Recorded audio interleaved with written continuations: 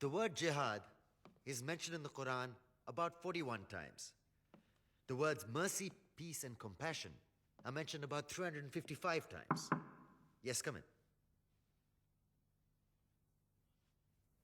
Come on in, Riaz.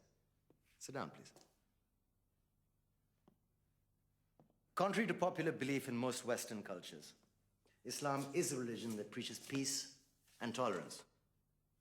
Yes, Patricia. If Islam truly is a religion that preaches peace, then how come the world's most troubled spots, the West Bank, Afghanistan, Pakistan, Iraq, they're all plagued with Islamic terrorism? Well, that depends on your definition of terrorism. Some might argue that the US invasions of countries like Iraq and Afghanistan are also acts of terrorism. No, those were acts of war to get rid of despotic regimes. Or a means of getting at a country's oil.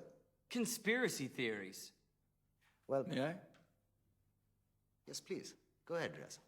Mr. Khan is right. I mean, if we're talking about terrorists, the world's biggest terrorists are the white superpowers. Come on now. No, really, stop and think about it. Explain 9/11. Okay. Do you know how many people died in the Twin Towers strike? Around 3,000. And do you have any idea how many people died in the bombing of Afghanistan? Take a wild guess. More than 15,000 people died. And that's just conservative figures. About 50,000 tons of explosives were dropped on innocent civilians. Men, women, children. Yeah, but that was because of the Taliban.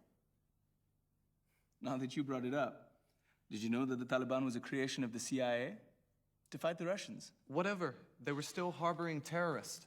Yeah, right. Terrorists that were never found. Just like the weapons of mass destruction that were never found in Iraq. Do you want to get into the death toll in Iraq? 500,000 civilians and counting. And what do Britain and America say when they don't find these weapons? It's simple. They just say sorry.